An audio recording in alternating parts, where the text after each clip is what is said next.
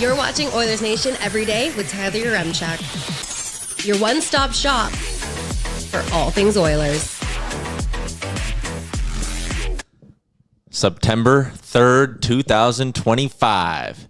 The day the Oilers made the announcement we were all waiting for. Rookie games are back. Let's get into it with the lead.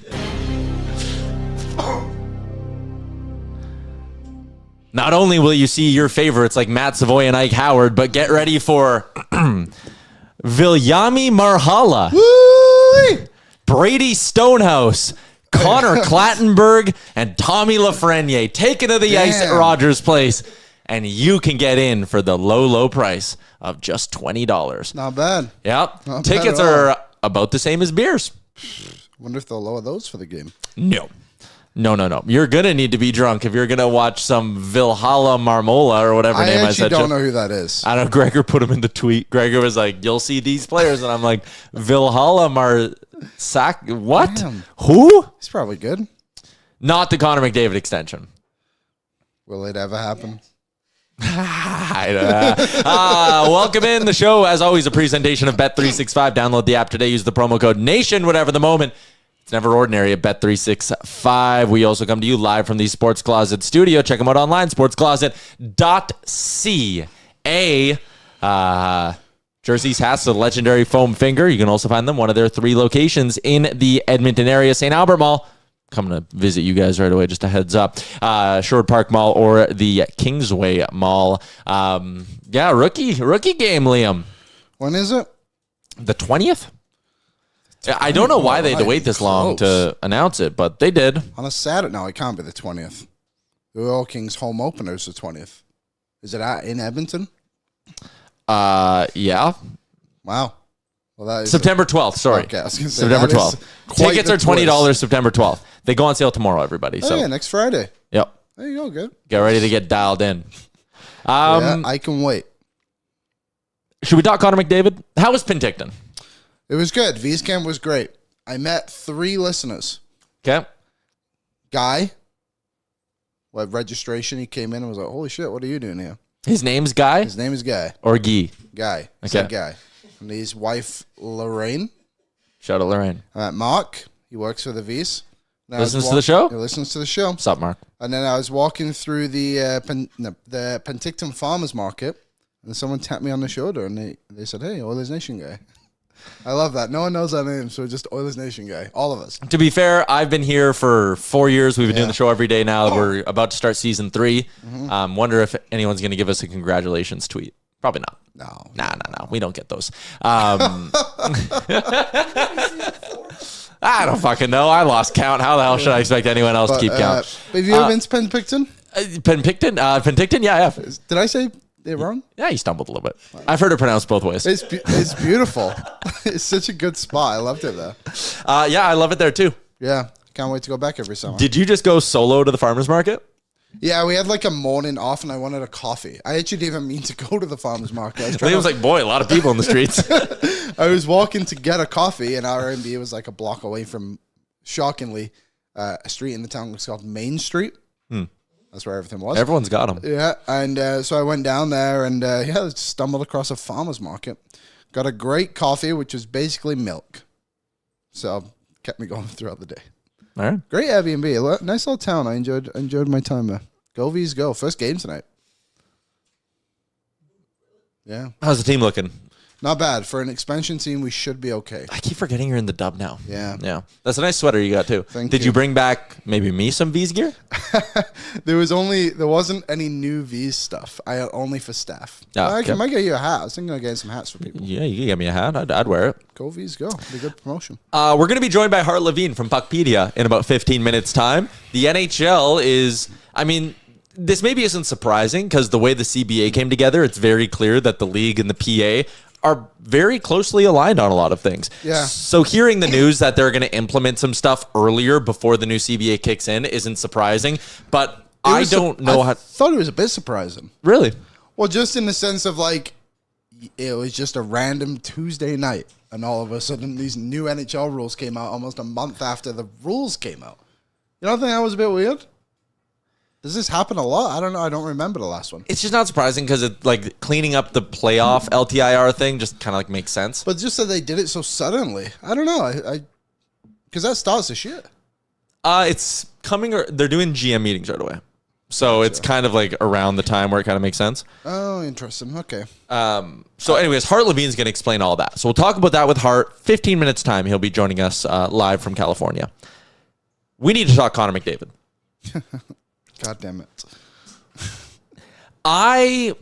Early in the summer, before the summer, was long kind of pushing the Oilers aren't putting out leaks for this thing. Connor McDavid himself had his brother's wedding, Leon's wedding. He's not really putting out leaks of this thing. I really feel like anything that's coming up in the media, I think it's coming from Judd and McDavid's agency, who they have the most to gain by putting some pressure on the Oilers here and making it seem like, McDavid won't sign. I think the way Jeff Jackson has responded to all of this is just chef's kiss beautiful stuff. Mamma mia. Let me explain. Let's take the report from Rashog from about 4 days ago, August 31st. Rashog says, lots out there on McDavid right now. I'll weigh in as well. I believe not signing a deal before the start of the season is a real possibility. More real than perhaps thought by many at the end of the season. That's why we're hearing a lot about that option right now. That said, I also believe that decision has not been made yet. He and his agent, Judd Moldaver, continue to weigh options, and it's still possible he does get something done. Nothing is decided yet.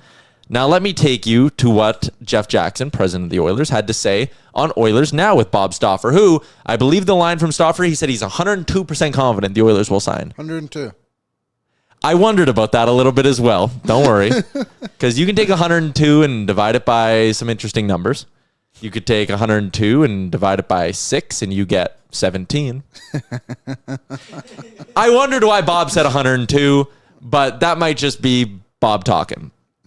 He had President and CEO Jeff Jackson on, who said, quote, I think that once McDavid's ready to talk and knows exactly what he'd like to do, that it won't be a long process. He added on, it's not a drawn-out negotiation where we're haggling. It'll be, okay, that's good to us. Let's paper it. He also said he talked to McDavid's agent yesterday for over an hour. Most options as far as term are on the table, and we're confident we're going to get a deal done. Of course, we'd like to have it done now. We'd like to have it done before camp starts, but we're going to get it done at some point. I'm confident in that. This is McDavid's agent sitting there and going, basically...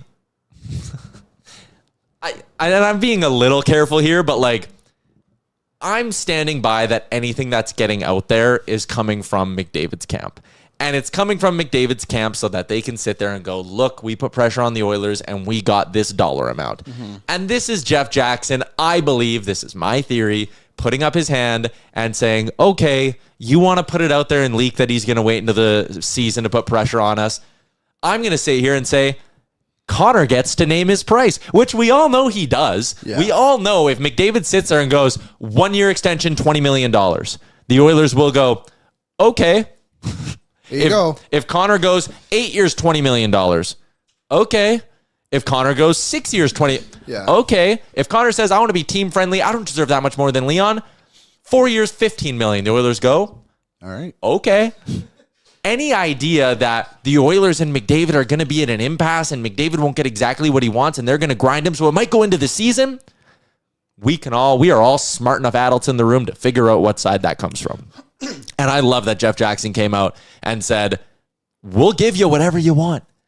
And whenever Connor's ready to come to us with his wants and needs and the structure that he's picked out, as Jeff Jackson says, we'll paper it.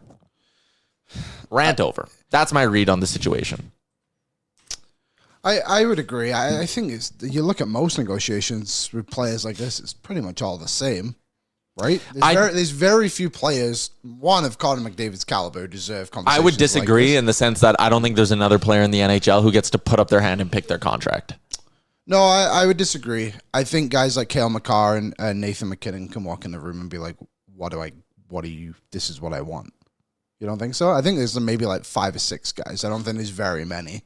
I think there's only one Connor McDavid, but I think, like McDavid, Draisaitl, McKinnon, Makar, Kucherov, probably Kaprizov, I would think is maybe close to that conversation too. There's not many. But when these kind of conversations do come around, it's not hard bargaining from the side of the team. Yeah, there's definitely players where you want to keep the relationship in mind. Yeah, so I'm not worried about this deal in the sense of I just think that one day it will get done. Yep. Don't get me wrong, I wish it was done yesterday. Yep. And I wish it'd be done right now, even tomorrow. But I also think that if this does trickle into the season, it's not the biggest deal in the world. But I just want it to be over. I would disagree. I'd be very worried if it trickles into the season. But with that being said, I'm not worried about everything. I'm naturally a worrier. Sure. There was one year from Chester who said, and Chester, I think this is a very good kind of devil's advocate point at the beginning of what you said. What purpose would McDavid's agent have playing games? He isn't pressuring them into more money. He's pressuring them into getting a goalie before the season starts. That's the point. I disagree absolutely 1,000% with the back half of that. I do not think he is. Connor McDavid's not doing this to pressure the Oilers into trading for UC Saros by October 8th. Like, if that trade was out there, it would have been done already. It's not... Pressure from McDavid is not going to make the Oilers be like, oh, shit, we got to go trade 8 first-round picks for a goalie. Shit. But to the first part of what you said, what would McDavid's agent gain from playing these games? He gets to sit there and go, look at what I did for you. Yeah. It's to make himself look like a good agent, which he is. He's a totally fine agent. The way he's played Austin Matthews in that situation in Toronto, like, he's put Austin in positions to get probably 2 more really big, sizable contracts in his career. Definitely. He's a good agent. I am not implying that he is not a good agent. I think this Connor McDavid contract could maybe be done without an agent. There's sometimes... And I think there's someone there who wants to be like, look at what I'm doing to get this contract done. Maybe, yeah, like kind of putting himself in the middle for no reason at all. And again, like, who am I to sit here and like talk about how a guy's going to do his job? And like, I'm sure if he heard this, he'd roll his eyes and be like, this guy's a moron. And Judd, I am. But that's just the theory that I have. That's how I am being led to believe this is working. Somebody put a comment in there. Mike, I disagree with Liam just because of what happened with Mikko Rantanen. Well, it became very present that Mikko Rantanen wasn't a Chester said he is... Sorry, Chester. I misread his comment. He said he isn't pressuring them into getting goalies. So, yes, I do agree with that part of it. You're right. He's not doing that. My bad. Continue.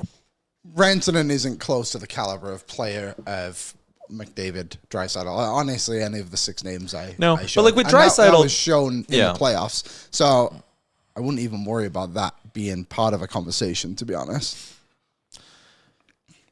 Like, on a scale, give me a percentage of your worry right now. It's our Sherwood Ford Giant Question for the day, brought to you by our friends at Sherwood Ford. The Giant Nation Valet Service allows you to never visit the dealership again for your routine car maintenance. I'll put some words in their mouths. If a certain someone signs an extension, they would give you Nation Valet Service if you want it. If that certain someone signs the extension, they would offer him the Nation Valet Service. You know why? Because everybody gets it. Yeah. You don't even have to have bought your vehicle at Sherwood Ford. Anyone, no matter who you are, what your contract status is, you can use the Nation Valet Service. SherwoodFord.ca. We're playing in their golf tournament on Sunday. Yeah, and we have got a decent team. We only have 3 players so far. Well, if Pat comes, we'll be fine. We have a very improved team. Pat's out? Pat's out. Why? He has his year-end ball tournament. Oh, beat it, Pat. At 8:30 in the morning? That's what I told him. We'll be done by noon. He's going to be hungover.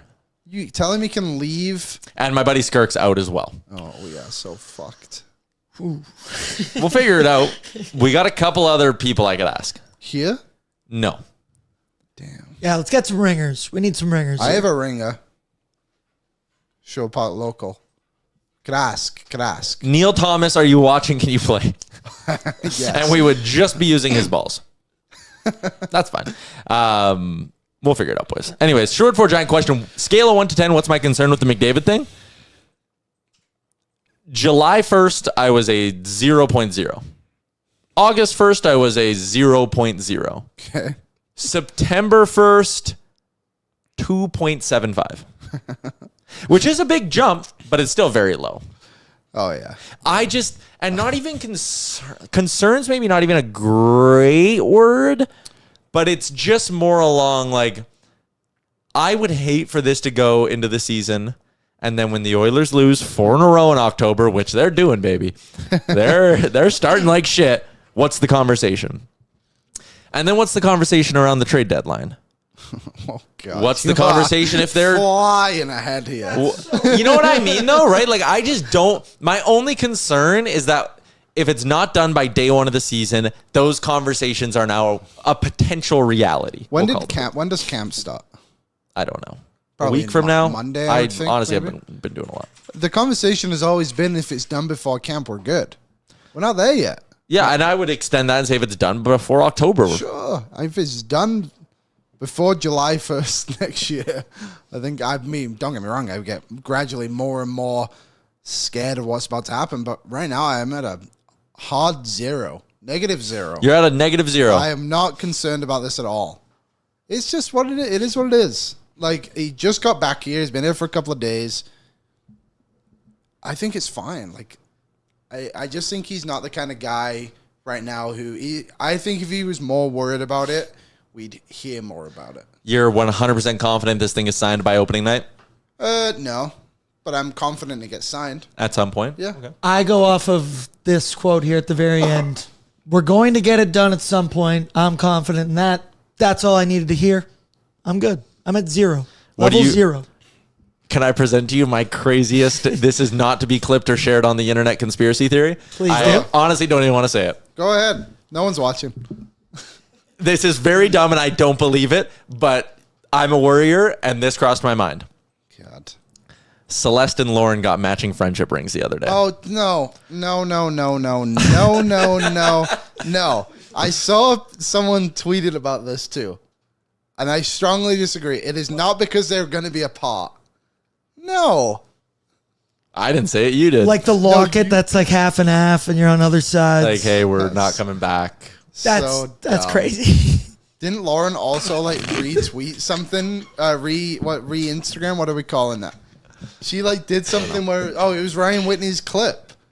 Oh, really? Like, why he'll stay, and she retweeted it or whatever the Instagram thing is. I'm sure of it. Some people commented on one of our posts.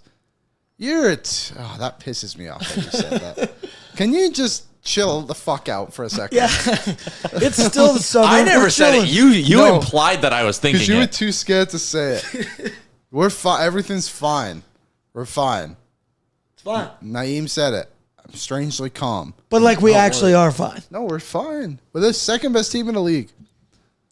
I don't know. I just don't know where he would go where he'd be like, damn, this is better. Unless, like, honestly, unless Florida somehow made room. And, like, trust me, if this came around where somehow Connor McDavid became available in July next year, teams are going to make it happen where they now have space for him. Of course. It's the whole thing in the NBA where Giannis was pending towards being a free agent, didn't end up happening. Then all of a sudden, all these teams are like, fuck, we have no players. Mm-hmm. I think something similar might happen in the NHL, but more of like towards we're going to try and trade for this guy or sign him, whatever. There's maybe 2 or 3 spots in the league outside of Edmonton that would actually be good for him, the way it would work. Yep. Florida, Tampa. And when I say that too, I don't even know what the cap space is by any means, but I just mean in the sense of like they are good teams. Yeah. In the West, is there one team in the West where he would go and you would think like, oh, that's a pretty good spot for him? Like it's a better landing. Yeah, like I honestly, They have a better chance to win than the Oilers. I don't think there's one. Unless he wants to do the OKC thing and go to Colorado. Yeah, Goes to that'd be the Winnipeg. only- He's like, they got a goalie. Hey, goalie that lost in the first round last year. Yeah. Oh, Ryan S. I've heard Chicago, Detroit, Florida, Toronto, Vegas, LA. Chicago? Blackhawks? What year is it? Didn't they miss the playoffs by like 80 points? Oh, okay. He is. Okay, thanks, Ryan. I didn't read your last message. I didn't see it all the end. McDavid for Holloway and Broberg. Who was that guy? Remember earlier in the summer, that Tampa Bay Lightning podcast where they were like, now listen, who was the bear? He was like, you might have to part with Cernak. And I was like, what the fuck? Yeah, Who? probably. But he was like, it would start with first. I would include Braden Point. And he's like, Yeah, I would too. yeah. And he was like, you might need to put Cernak in it. And I was like, yeah, you might, buddy. You might need to include Eric Cernak in a Connor McDavid trade. I'd want Sam O'Reilly back. That'd be a piece of it. Yeah, I was like, you send him Ike Howard. That reminds me of that I'm getting off on a tangent. I don't need to. But that mock trade article at the beginning of last season in baseball, where it was like, the Houston Astros may have to part with both Jake Bloss and Joey Loperfido to get Vladdy from the Blue Jays. And then at the deadline, they had to give up more than that just to get Yusei Kikuchi. But like that's that's every Connor McDavid fake trade you'll see. I love fake trades because they're all terrible. It's like, man, it's 0.2 first in Cernak. And it's like, I just don't get it. Let's just not do this. No, let's do it quickly. Whenever trades come up, no one ever looks at what has happened before. No. Never. Do you remember I did this last year because I was so curious. And I have this whole stance of like, whenever a trade deadline comes around, for example, who was the number one guy on the market last year?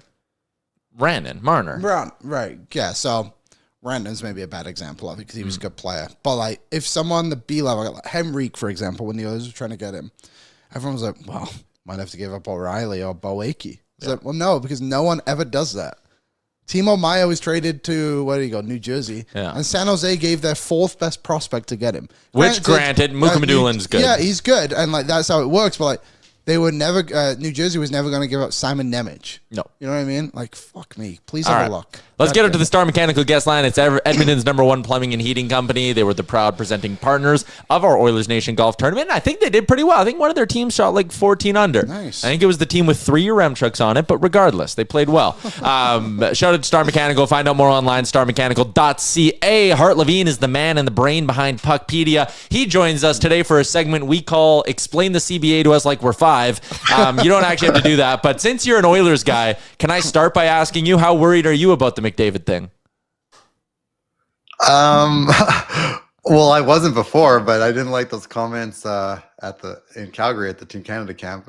I mean, who knows? He could sign before camp, and it all's like a mood discussion, but it doesn't feel great, does it? Yeah, like I've let a little bit of doubt creep into my mind. I didn't think his comments in Calgary were like all that off. To me, that was like classic McDavid. Like that's just how he talks. To me, like the confidence from Jeff Jackson and company, that's what's allowed me to sleep easy at night. Cause I don't think there's a world where they don't let this, or where they don't get this done. Like it really is a blank check, isn't it? For sure. It's like, and I think I've heard Jeff Jackson say that in some interviews. It's like, hey, what do you want? Okay, great. We'll take it. Right. But I think, I mean, having Jeff Jackson there changes things. If it was still like Bob Nicholson or like Ken Holland, you would maybe be a little more worried, right? Or maybe they'd be pressuring him. I think Jeff Jackson knows he doesn't want to be pressured, and that doesn't really work. So you feel like if he's going to sign, this is they have the right people in place to make it happen. But yeah, I mean, he didn't say I'm signing for sure. I just haven't decided my term, right? Like that would have made it a lot. That would have reduced the fear a little bit. So I know I would be very surprised if he doesn't sign. But it's not done until he decides. Oilers playing it cool. Hot girl at the bar. They're like, not bad. I'll talk to him in a bit. I'll buy him a drink in an hour or so. Let's talk CBA. Effective now. First off, did it surprise you at all that, because we were talking about this off the start of the show, did it surprise you at all that they're implementing some of these things earlier than the CBA actually kicks in? Shocking. I fell out of my chair. I was shocked that I didn't think anything would go into place this year. I was wondering, like, will some stuff go into place July 1, like the contract limits versus like September next year? But I never thought anything would go into place this year. And you know who else was surprised? GMs. They had no clue that this was coming. The information got circulated yesterday, but not necessarily directly to the GMs. And so, like, people that I spoke to or that I know spoke to GMs were like, hey, hopefully they tell us something about this in these GM meetings in Detroit, because we know nothing about this happening right now. So yeah, it was pretty shocking. So then I know I'm on a roll here, but I'm very confused. I don't know. I just don't know how this happens. Like, how do they just come to the decision of like, you know what? No one else needs to know. We're just going to throw this out there and hope it sticks. Like, it seems wild. It's kind of how the CBA came together too, right? Like, I don't think the CBA in particular, I don't think there were a lot of people involved. I think it was a very tight, certainly a tight group from the PA is my understanding. And I think even from the NHL side, there's probably a little bit more of a committee, but I think it was a very tight group as well. And so that's why a lot of things that came out from the CBA people were surprised about, some elements. Like I never heard one person mention that they should reduce double retention trades, right? And a few other things like that. And I think this timing too. It just so they go in a room, make some decisions, and everyone just deals with it. So then let's start with some of these changes. LTIR changes and the playoff cap. Can you explain them to us? Sure. Like you're 5 or like you're 15? 15. We've matured. Yeah, we at least have like high school level math education, so like that's fine. But we need some fart jokes in there though, just to keep it interesting, right? So the LTIR change. So the way it's worked in the past is if a player's injured, you can potentially exceed the cap by up to that player's cap hit. So the change now is if the player is going to come back at some point in this regular season or playoffs, instead of being able to exceed the cap by up to their cap hit, it's up to the league average salary, which this year is $3.8 million. So that means like Matthew Tkachuk, for example, Florida cannot exceed the cap by up to his cap hit. They can only exceed the cap by 3.8. It doesn't affect a team like Montreal or whoever has Carey Price because he's out all season and playoffs. So you could still exceed the cap by his full cap hit. Same with Pietrangelo with Vegas. But for players that are going to come back at some point, you now basically the benefit is limited to 3.8 million, the league average salary. So it'll go up a little bit each year, but for this year it's limited to 3.8 million. So that has a pretty dramatic impact on like the benefit that you get. Like you look at like that year with Kucherov, right? They wouldn't have been able to add as much as they added. They would have only be able to add 3.8 million. That's the change to LTIR during this season. The playoff cap is obviously new. We've never had a cap in the playoffs. Now there's going to be a playoff cap, which is based on just the 20 players dressed for that playoff game. So it doesn't matter. Like there's nothing about the off days or anything. It doesn't matter who's scratched. It's just the 20 players that are dressed. And there's some calculations to it, but I think the big key one is that there's no prorating for when you acquired a player. So as I'm sure you know, as a 15-year-old that follows hockey, the way the salary cap works, if a player has a $10 million cap hit and you acquire him at the trade deadline, he's only going to be charged to your team for just over $2 million. So that's why we talk about teams accrue space. They build up space because at the deadline, you only have to accommodate a fraction of the player's cap hit. But with the playoff cap, that player counts his full $10 million. It doesn't matter when you acquired him. So that, I think, really reduces the benefit of a team accruing space during the year and being able to use it all and add someone, because assuming everyone's healthy, that may lead to them having to scratch somebody else. So that's a really kind of interesting way that they put that the playoff cap together. That is just so dumb to me. So one, true or false, they've killed the incentive to accrue cap space to an extent. Well, not killed it, but they've if you're a definite playoff team, they've reduced the benefit of accruing a lot of cap space. Yes, because like let's say you're a bubble team. Hey man, like let's just make an acquisition, get into the playoffs. Who cares? Or let's say you're going to accrue a player that's let's say a $5 million player, and so instead of him counting for just $1 million, he's going to count for $5 million in the playoff cap. But because it's only 20 players instead of like 23 or 25, like maybe that's a bit of a net like trade-off. But it's definitely reducing the benefit, and it's reducing the benefit of like adding a lot of cap hit at the deadline because you've accrued a lot of space. So just like a lot of these things, like the benefit from LTIR, all it does is like really reduces how much room you have to add players during the season. And then you add in, we can talk about the restriction on double retention. All these moves are going to make it much harder to make deals and therefore likely less deals. That was my next question. True or false, the NHL is killing the trade deadline. Listen, I'll make it selfish. I got to host a 5-hour show. Yeah, I don't want to do that. They think people aren't interested in trades for some reason. I don't get it, that part. But I think it comes back, and I tried to do some digging, like why did they make some of these rules? The NHL did not like the feeling that teams were kind of getting away with something or like having some advantage over other teams and not like following the spirit of the salary cap rules. And they feel like, hey, we have a 95.5 cap. That's what you should spend. So using LTIR to your benefit, or I guess double retention, for some reason, that's like a way of getting more out of the salary cap. There's like a feeling that they don't like it. And so that's where we get to. You know what teams are going to start doing? You're speechless. So sorry. Okay, yeah, go. I can't remember if you said a number. Was there a number for the salary cap in the playoffs? Is it the same? It's the same cap as for the regular season. The difference being it's just the 20 guys that are dressed. So in the regular season, guys that are scratched, guys that are injured always count against the cap. So you do get a benefit in the playoffs that like you don't have to worry about any of those guys. So like we put on the site when the rules came out what the Oilers cap would be in Game 6 of the final last year. Well, Hyman doesn't count because he wasn't dressed, right? So I mean, and all the other scratches don't count. So like you get some benefit from that, but again, you lose the benefit of that you acquired a player mid-season and you still have to fit under the same salary cap. And you could see that there could be some games like let's say a team has 2 good goalies, right? Well, if they are not being able to dress all their skaters, well, why don't you scratch your good backup and you play like a league minimum? You dress a league minimum guy to sit on the bench. That's not good if your guy gets injured, but like, let's say you want to make a goalie change the next game. Well, then you just flip it and you scratch the other like top goalie. So there could be some ways to play around with that too, which again, to me, it feels a little wrong that you're playing like some salary cap games or maneuvers in the playoffs. I kind of go back to like when Ken Holland apparently was the one that advocated for no cap in the playoffs. Like in the playoffs, you want your best players playing, and like you don't want to have to worry about the salary cap.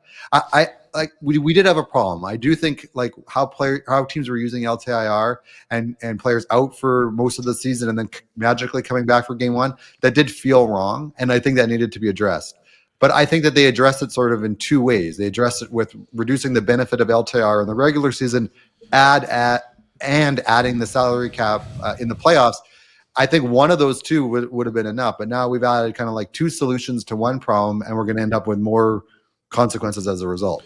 No, sorry, I have one more theory that I have. Do you think we could, because of this whole cap thing, if teams say, like for example, the Oilers signed Kasperi Kapanen this summer for $1.3 million. He's an in and out guy, and the cap's going up so much. Do you think like, for example, if this was next season and he's again like a free agent, could he get like, just say $1.6 million? Like, could these lowering guys who are kind of in and out the lineup, maybe if you're going to make the playoffs, kind of have him out of the lineup, higher cap, so when he comes out of the lineup, you get more money. So then you can acquire more players for more money. Do you know what I mean? I think it'd be the reverse. Like, wouldn't those guys be like, oh man, I'm almost more incentivized to take a little less money, so I'm in the playoff cap? But you get more money. I don't know. Yeah, I think those are both valid points, right? You could say like there's like your 13th, 14th, 15th forward. It doesn't matter if they're league minimum. If they might as well make the same amount as like the guy that they'd be replacing potentially, right? So that because it only matters the guys that are dressed in the playoffs. I think there's lots of ways you could go around and think about it, and it's all new. I think originally when these rules came out, I'm assuming a lot of teams were thinking, okay, well, it's not in place for this year. Let's keep it in mind this year, see how it would have affected our decisions, see how this playoffs plays out, kind of always thinking, hey, if we had a playoff cap, would we have done anything different? And kind of had like a little bit of a rehearsal or practice, but I guess that's not happening. We're ripping the Band-Aid right off and going right into it. And there's teams that were making moves in July, probably thinking, hey, we're going to have this player on LTIR, or don't have to worry about a playoff cap. And so it does feel, kind of short notice to make this change just before camps open. Like, no, actually, we're doing this now this season. One of the teams, like you brought up the goalie thing, and that's what I wanted to say. Like the St. Louis Blues could basically go into the deadline, even if they're at the cap, and be like, man, we're going to have a little bit of money to play with in our playoff because we'll just dress a league min guy instead of Hofer, and there's $2.7 million. Yep. I think that that's the one, like I've been talking to teams and trying to think of like different strategies. That's the one that comes out. Like that's the obvious one is you don't need to dress an expensive backup in the playoffs. So you can kind of use that as a way to add a little bit more. I mean, you're at the risk, like look what happened to, this is an Oilers podcast. Let's think about when Dwayne Rollison got hurt, right? They had Conklin in as the backup that day as like a switching off instead of Markkanen. And so, yeah, there's a consequence if you don't have your second best goalie dressed. Like, of course, there's some risk to it, but if it allows you to have a better, second pairing D, I guess maybe that's a trade-off worth doing. Yeah, and I could totally see that trade-off being worth it for a lot of teams. Yeah, I look at Dallas. Ilya Lyubushkin makes $3.25 million, and that guy sucks.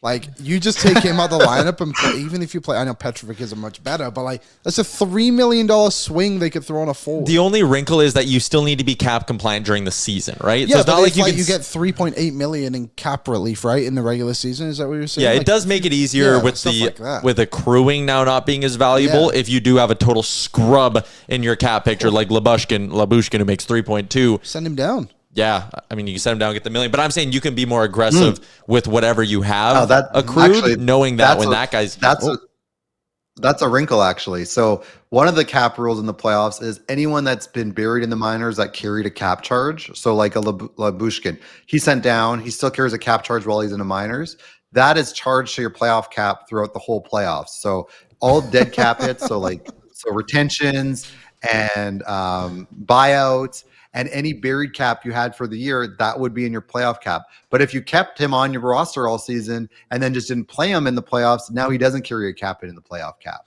So when we calculated for Game 6 of the Cup Final, Spencer Knight spent a few days in the minors to start the season last year for Florida. So even though they traded him, he would have been on their like playoff cap hit for like 17 grand all playoffs. So that's like another interesting wrinkle. Like if you can afford to keep the guy up all season, you keep him up and maybe you scratch him so then you don't use him in the playoffs, because if you bury him, then now you're gonna have a cap charge for that in the playoffs. So even you said buyout players I look too? like I just blew your mind. I can see the moment when your mind just blew. I just don't really know why. I've kind of given up on trying to understand it. So sorry, does Jack Campbell count towards the Oilers cap in the playoffs? Yeah, buyout, yeah. I love that the NHL was like, man, what if we just made the most complicated system ever? Same with here. We have an article where we calculated for last season too. So yeah, all the buyouts count, the overages. So like if it was in place last season, that 3.55 overage they had, that was on their playoff cap hit as well. This season, the Oilers overage is a lot lower. It's just 250 grand, but that's on their playoff cap hit for this season as well. So yeah, the Oilers playoff cap charge, they have the 250,000 bonus overage. They have Jack Campbell for 2.3 million. If they retain on anyone this season, that's going to be in it. If they bury anyone, like let's just say Janmark. Let's say Janmark or even Tomasek, right? They could bury him for a 50 grand charge. If he's buried, that 50 grand charge for how many days he was in the minors, that would be on their playoff cap hit. Oh, but he's waiver eligible. Does that matter, or is it based off cap? Oh yeah, Thomas. It doesn't matter. Yeah, he's waiver exempt. First year contract, so he's waiver exempt this year. All so right. That I know a lot of people have Tomasek penciled into the lineup. I always thought maybe he doesn't start the year because he's almost entirely variable and he's waiver exempt. Now though, maybe they don't want that little bit of charge for the playoff cap, or maybe that's too small. It doesn't matter, but. All right, I'll wrap up with one more. We'll let you put your Oilers hat on for this one. Are the Oilers better or worse than they were 1 year ago today? So factor in that Kane wasn't, because we knew Kane was going to miss a lot of time a year ago today. We knew he wouldn't be here in the regular season, but we got Wallman, Frederick, there's the Howard and Savoy conversation. I mean, Arvidsson and Skinner aren't here anymore.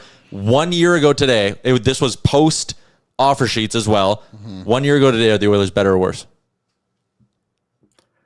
I think they're better now than they were 1 year ago because of Wallman is the big one. I think you have Savoy. I think that Puck Colson, he's not a star, but he can contribute. So I would say compared to a year ago, but I think compared to the team that finished the finals, I think they're worse. I can subscribe to that, because and Kane, as much as we kind of we're upset with some inconsistencies, he still had the ceiling of being a guy who can impact the game. So I think that's a totally fair take. Hart, just based on how this went, we're probably going to need to have you on a few more times this year, so we'll look forward to that. Sounds good. Well, at some point I'm going to quiz you and see how you do. Please don't. There you go. Thanks, Hart. See ya. Thanks.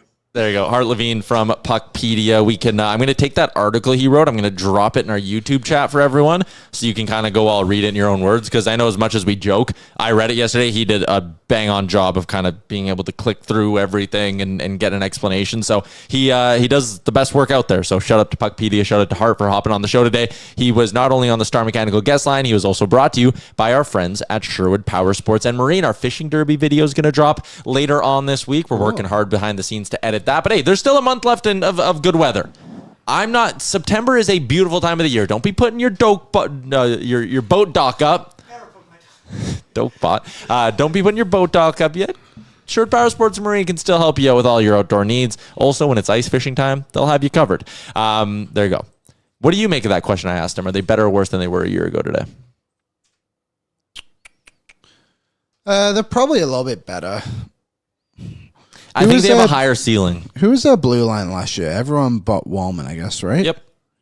So that means Kulak's in your top 4. Yeah, I think they're... Counterpoint to the year ago today thing with the blue line and Wallman is a year ago today, we were probably way more confident in Matthias Ekholm. But I still think Ekholm's a top 4 guy. I really hope he is. I thought he was like an elite top 2 defenseman. This year, I just don't think that. But still, at the Oilers, I didn't think Brent Kulak was a top 4 defenseman last year. I think he's much better as a third pairing guy. Yep. So I like that. Obviously, like trying to think back to last year of like not knowing what the outcome would be, but like I was much higher on Arvidsson and Skinner than like a Mangiapane and Frederick, for example. I was too, yeah. But I'm much higher on Savoy and Howard coming into this year. And I like his point about Pud Colson. He's more of a known. Yeah, I think they're a little bit better. But also, too, like, quite frankly, I don't care how good they are right now. Yeah, I don't give a shit either. I want them to be good in March and onwards. That's when I want them and to I want be McDavid signed. Yes, Yes. sure. I wrote an article at the site, Oilersnation.com, about like the path to the Oilers being an elite regular season team. And one thing about last year, like I'll just rattle off some numbers. And this is something to our credit we talked about a lot during the year. Okay. They were pretty unlucky last year. Yeah, there was times where they just like weren't scoring goals. And it was weird. Yeah. So the Oilers still generated a lot. At 5-on-5, they led the league in shots per 60. They were third in scoring chances per 60. And they were second in expected goals, which shows you not only were they getting a high volume, they were getting quality looks as well. And I know the expected goals can kind of waver because, like, to bring it to this, like, Vasily Podkolzin with a chance in tight that he doesn't score on. Janmark with a chance in tight he doesn't score on. That needs to be weighted differently than McDavid and Draisaitl generating dangerous chances. But still, as a whole, I think with an 82-game sample size, you can look at sitting second in expected goals per 60 and be like, damn, they should have scored. They should have been a top 5 offense at 5-on-5. Okay, they weren't. They were 27th in shooting percentage, which is part of the reason why they were 11th in scoring. It was the first time, I think it's been 3 years since they were outside of the top 10. Like, wow. It was weird. Power play wasn't clicking as much. It didn't feel like. Power play was weird too.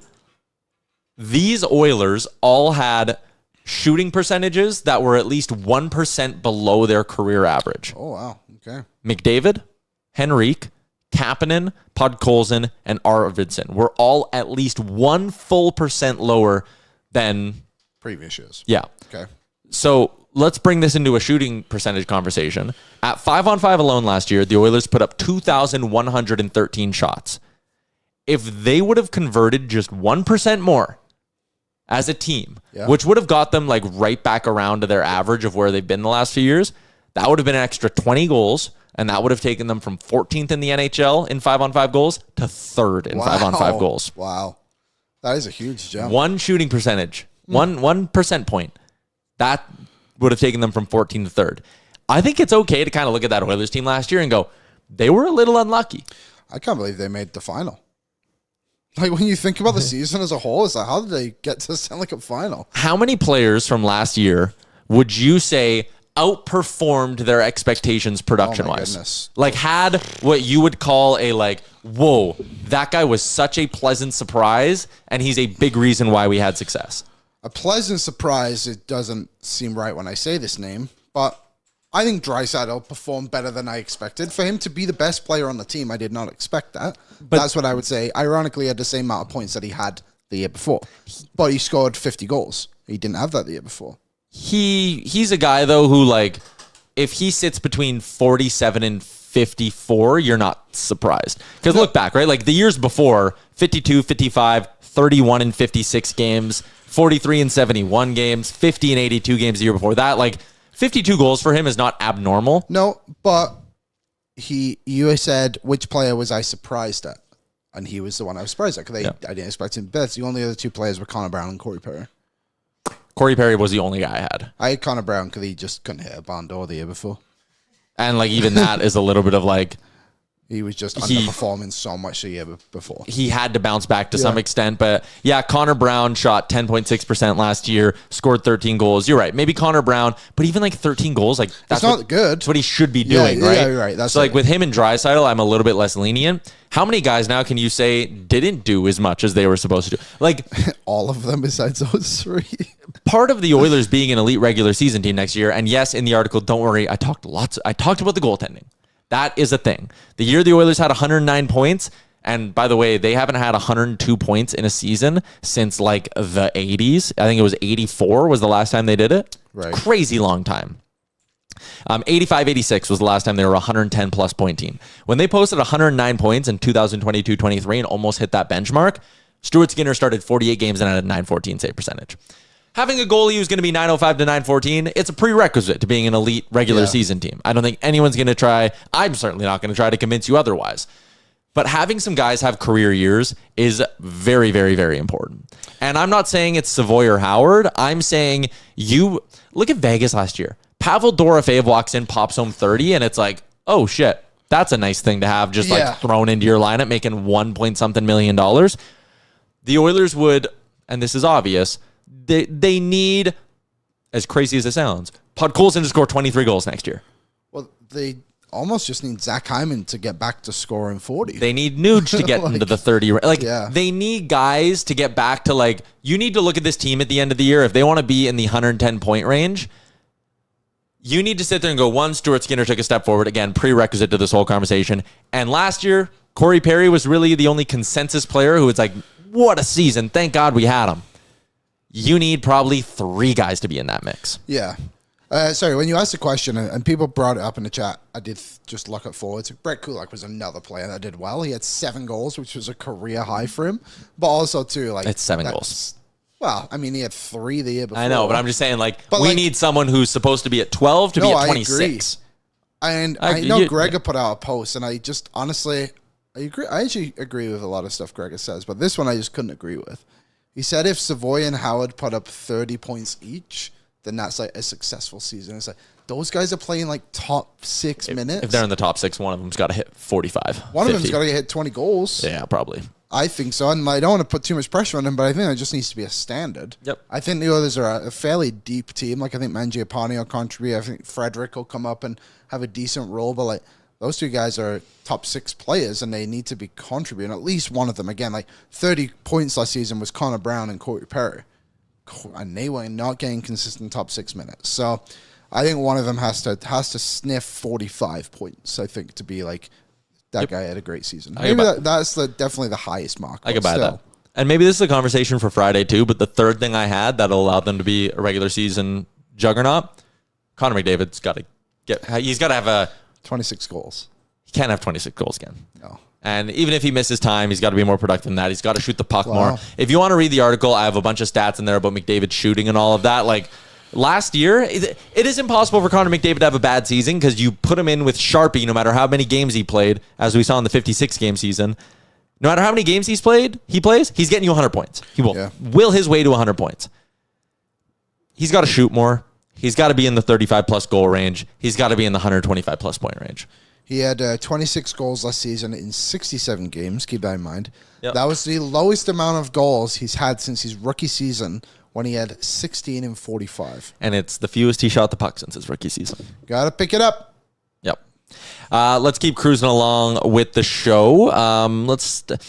We'll maybe have a bigger McDavid conversation on Friday's show. By the way, we're Monday, Wednesday, and Friday until October, and then we're back to 5 days a week. We're going to be back in our home studio. We can't wait. What's trending for our friends at Oodle Noodle? 15-plus locations in the Edmonton area, and every quarter they pick a new community box, which 10% of proceeds from that box goes towards helping our friends at Sports Central get kids into sport. It's a win-win. You get delicious oodle noodle. Sports Central gets some money. Kids get to play sports. Order online, oodlenoodle.ca. There's a few things. Let's start with the hockey stuff. Dylan Holloway's quote. Oh, yeah. This was a weird one, especially because it just feels like it comes out of nowhere when he's talking about this, but I guess we're close to the 1-year anniversary. So Holloway was on with Cam and Strick, and he said, quote, "It rubbed me the wrong way how little Edmonton thought of me in our contract negotiations. I'm an Alberta boy. I wanted to go back with the team we went so far with." I mean, my response to Dylan Holloway in this would be, it's business. Like, obviously, St. Louis made a very smart play and got these 2 young players and all of that. And obviously, Edmonton should have signed Dylan Holloway earlier. But the idea that it was some sort of a like specific targeted slight on Dylan Holloway, no, that's how pretty much every team handles their RFAs. Connor Zari's not signed in Calgary. Is Connor Zari sitting there being like, the Calgary Flames don't love me? No, that's just how it works. So, again, when it's your ass in the jackpot and it's you in the negotiations and it's your life, I can understand like feeling this way to an extent. But the reality of it is the Oilers did not disrespect Dylan Holloway. Did they do a dumb thing not signing him? Yes. But it was not, I think framing it as like the Oilers disrespected me and didn't think I'd be shit. No, they were playing the game that the CBA allows them to, which is you had no ARB rights, you were an RFA, and offer sheets never happen. Again, it's an unfortunate scenario that he's not an Oiler. It sucks. It's franchise changing, you could say. But it was not born out of disrespect for Dylan Holloway. No, disrespect does seem like a harsh... A bridge too far. Bridge too far. I do think the Oilers were wrong in the negotiations, though. Totally. I think they pushed it too far to the limit. Yeah. Maybe that is a sign of disrespect. I think they should have recognized the player they had, and I understand that, like, the regular season didn't go as planned. But if you also watch the regular season, you know he played like 8 minutes a night. Yep. They should have sent him down in December and let him just. Or they should have just played him more. But then also too, he had the second most goals at 5-5 in the playoffs for him. And he only scored 5. Yeah. So I think he should still be an Oiler, and I fully blame the staff. And someone put like, don't sign in St. Louis. But if someone offered me $2.65 million to go and work for Blues Nation, I'd probably be gone. You would like Missouri. But City of, what are they? City of Bridges or something? Arches. Arches, yeah. Just one arch. Just one arch. But yeah, I don't know. I think it's dumb. I think you look at what Carolina's been doing recently. Jackson Blake. What's his blue name? Jackson Blake. Logan Stankoven. They weren't touching RFA status. They were just signed and done. It was Seth Jarvis too. Like, figure it out. You got 2 good rookies here now, and Isaac Howard and Savoy. Don't mess it up. Every player looks for disrespect from Chester. It's part of the mentality. I agree. That's what I said. Sure. Like, when it's not your ass in the seat, like, yeah, I get it. It's reason agents are important. And yeah, if Dylan Holloway was truly happy, then that would explain why he fired his agent less than a year after signing the offer sheet. The Sens and Canes announced new third jerseys. I'm going to give a big thumbs up to one and a big thumbs down to the other one. Which one first? Let's go down. Okay. Thumbs down. Why does Carolina feel the need to drop a new jersey with just a slight tweak or variation every year? This logo sucks. It's objectively worse than their current one. The jerseys are terrible. What is going on in the shoulders? And again, quit dropping new jerseys every year. Also, why is Jalen Chatfield one of the guys showcasing the jersey? Isn't that Slavin? Svechnikov and Jalen Chatfield. Yeah, that makes sense. Yeah. Yeah, it's not a third jersey. It's their new away jersey. I know. They just keep dropping random new... It's like a new third jersey, then a new home jersey, then a new away jersey, and every year there's a new jersey. Done. Stupid. Hate them. I'm a full-on Canes hater. Oh, yeah. I don't like the Canes either. Most overrated team in the NHL. They have the most wins in the regular season, 5 years straight. Yep, they sure do. And then out of all the teams that have gone to the Eastern Conference Finals in however many years, they have the fewest wins. Yep. They get swept in the Eastern Conference Final every year. Yeah. So that'll be good to see again. Senators, new third jersey. They brought back this old school logo. Oh, these are cool. I like these. The gold trim is kind of unique. Yeah, I like them. Bringing back that flat logo is super cool, and it's like a nice nostalgic logo. Is that Chris Phillips? That is Chris Phillips. Yeah. These are cool. These get a thumbs up for me. They also don't, again, announce a new third jersey every 6 months. So good job, Sens. Thumbs up to you. Thumbs down to the Canes. I do like throwback jerseys. Shouldn't have probably not left that logo. Kawhi Leonard has been exposed. To say the least. Pablo Torre does a great investigative journalism sports investigative journalism podcast. Yeah. And he's unearthed documents from an environmental company that had, first off, it is funded by $50 million from Clippers owner Steve Ballmer. They had an endorsement deal and they recently went bankrupt, so all their stuff is kind of like public now, I believe. Kawhi Leonard signed a $28 million endorsement deal with them for a no-show job with a fraudulent tree planting company funded by the team's owner. So he basically had this tree planting company to funnel money out, and Kawhi got $28 million that doesn't get charged to the cap from the Clippers owner to stay in LA. This was a couple years after he originally signed in LA, but it's being argued that this is what kept him a Clipper. And yeah, Kawhi Leonard was getting endorsement money on the side, which again, I don't think this is totally unique from the perspective of like when Tavares was being courted by the Leafs, it was like Molson, Canadian Tire. Yeah. They have money. Like part of signing in a specific market, you know, Jalen Brunson with the Knicks, I believe there's like a jersey patch thing where like whatever company's on their jersey patch has Brunson as the face of their company. Like there's money around there. But that seems fine. That's fine as long as it's not the owner's company doing it. Yeah. Yeah. Also, quickly, great comment from Lloyd. Only New Jersey should be able to bring in a New Jersey every year. Agreed. Sure. So this happened once in the NBA before, if I'm not mistaken, with the Timberwolves.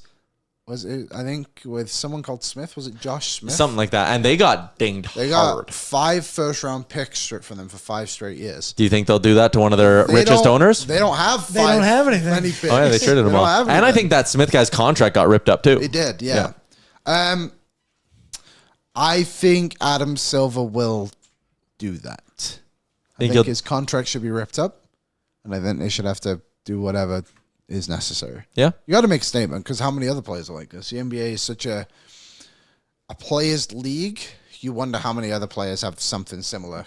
They should investigate every single player. This could be the tip of the iceberg. I feel like every other owner in professional sports just clenched up real hard when this found out. And they're like, Pablo, cut that out. I don't want any bit of that.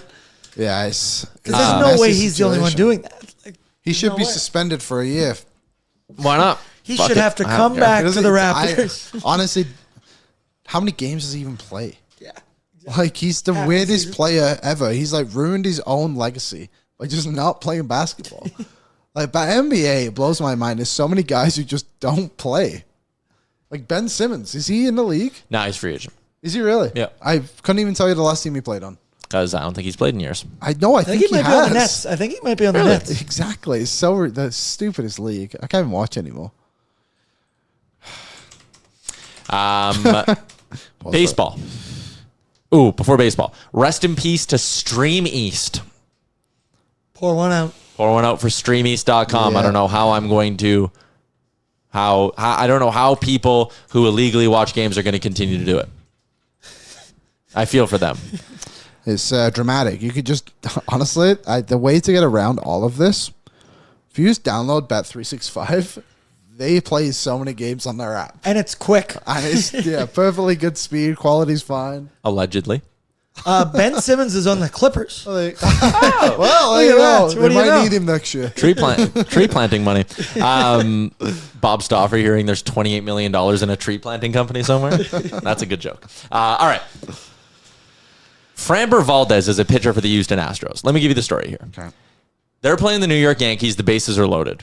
Framber Valdez comes set, and his catcher puts his hand up and says, like, whoa, step off. I think they were confused, or the catcher wanted a different pitch called. He's going, hey, step off. You have the full Yeah, I got video, the whole thing. including the Okay. grand slam. So Yeah. this is a grand slam. So look, the catcher goes like, hey, step off.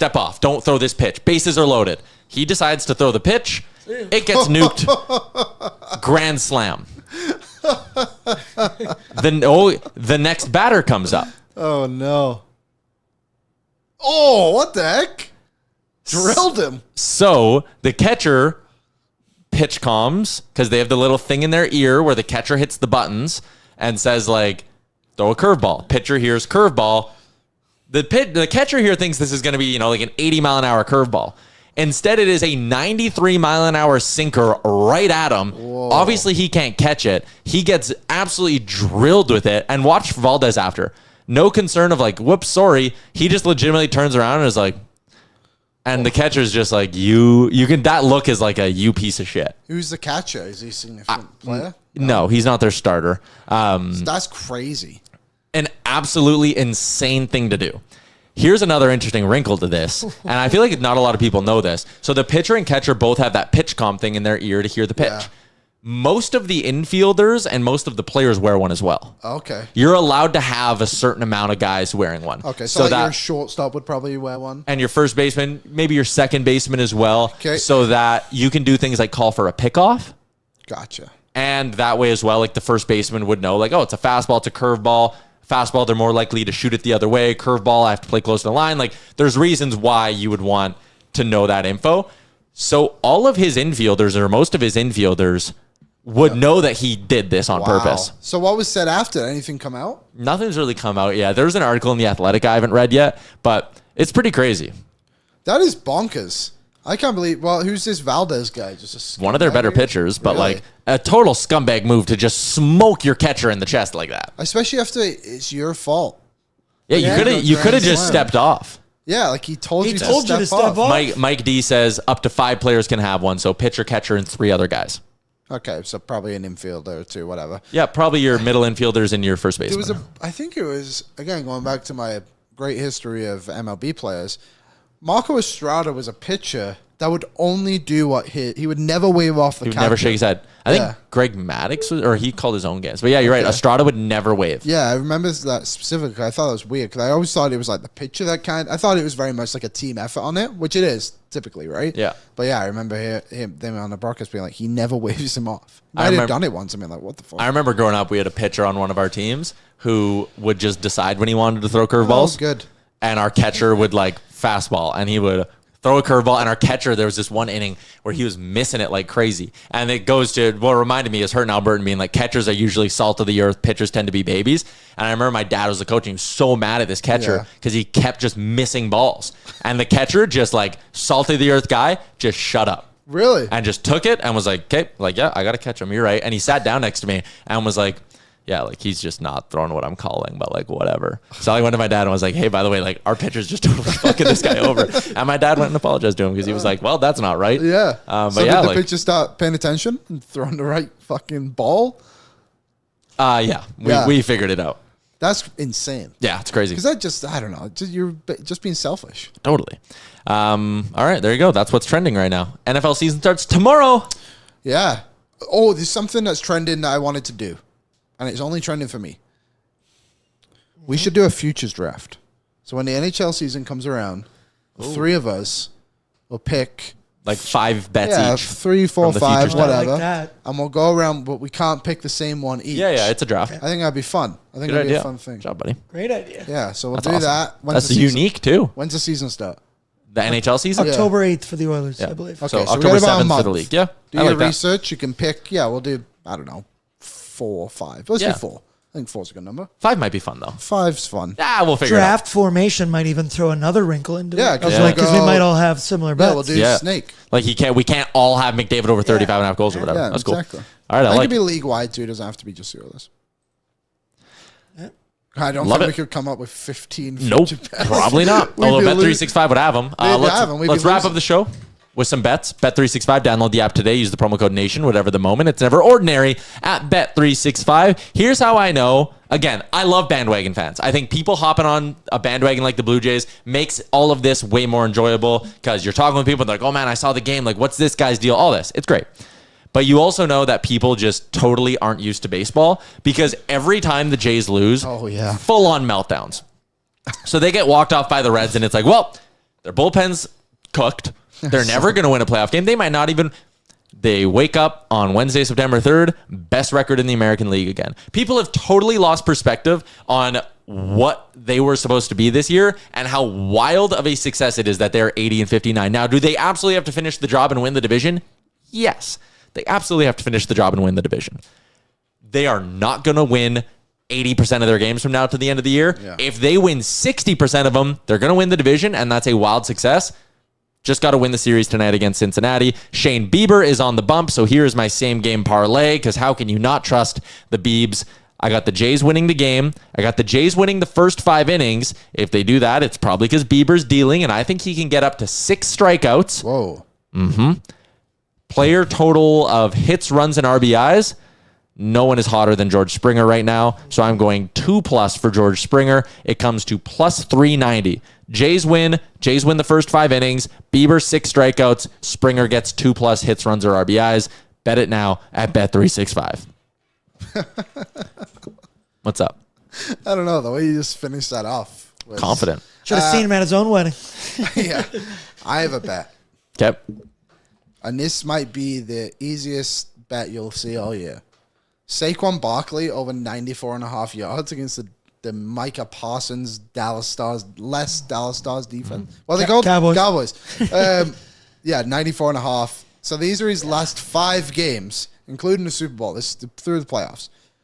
Super Bowl onwards. 57 yards. That's clearly an under. 118, 205, 119, 167. 94.5 seems pretty good against potentially one of the worst teams in football this season. Also, if you want to just go the other way, Jalen Hurts is 36.5. They're both minus 110. I could see them running. Cowboys definitely one of the worst defenses in the NFL. They will be awful. Tyler, my question for you: how concerned are we about Jeff Hoffman? Because once again, closer. I am a bandwagon guy, so I'm only. Pitchers go through up and downs, right? And relief pitchers go through more up and downs than anyone. I'm not worried about Jeff Hoffman. But it's bad, but it's not good right now. It's not good. I'd rather he gets through this slump now. He had a run of 9 straight games where he didn't allow a run. He'll be okay. He gives up a lot of dingers. I'm not like 100% confident, but he's their guy. Like, there's no one else in that bullpen who I would trust to do it. So, yeah. Yep. I'm going to look into some NFL futures. Maybe we'll do that on Friday's show, too. I got a future for you. You're going to love it. You want to hear it quickly? James Cook over touchdowns? I don't know. What is it? Offensive Player of the Year. Let me just make sure I got this correctly. Offensive Player of the Year. Jamar Chase. Okay. Plus 800. He had 17 touchdowns last season. What's his over-under for touchdowns this year? I'm trying to find it. Player receiving touchdowns I need? Yep. Player receiving. His over-under is 10.5. Jeez. It's minus 230. What's T. Higgins? Last value. To get 10 to get, I don't know. How do you see that? Or should we save this for Friday? Yeah, let's save this for Friday. We got to wrap up. Can we do it Friday? Why not? We'll Because miss. the season starts. Yeah, but there's tomorrow. only going to be one game played by then. But sometimes they just cancel. They'll all keep of them up. Do they? Okay. They might, like, odds will change, but, like, it'll be fine. Okay, good. All right. That is a wrap on today's edition of the show. Thank you, everybody. Thank you to Hart from PuckPedia. We'll be back with a Friday edition of things. Again, Monday, Wednesday, Friday. So giddy up. I'm going on Empty Netters, so you can look for that podcast a little bit later on in your week. But, yeah, we'll chat with everybody on Friday. Enjoy the rest of your Wednesday. Enjoy the weather. Stay out of the smoke. Oil up.